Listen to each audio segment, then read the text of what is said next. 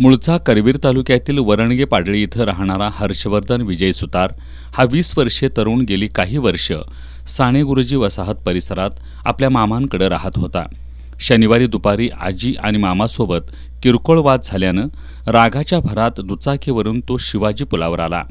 यावेळी त्यानं स्वतःच्या इंस्टाग्राम अकाउंटवरून अनेक मित्रमैत्रिणींना लाईव्ह येण्यास सांगितलं.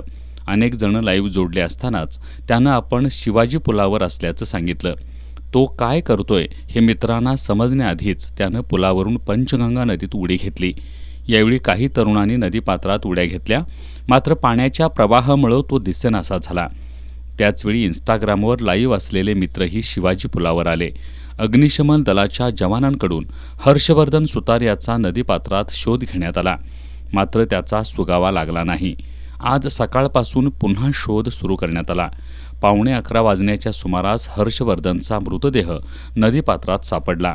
अग्निशमन दलाच्या जवानांनी त्याचा मृतदेह नदीपात्रातून बाहेर काढला. हर्षवर्धन हा ताराबाई पार्कातील महाविद्यालयात BBAचं शिक्षण घेत होता.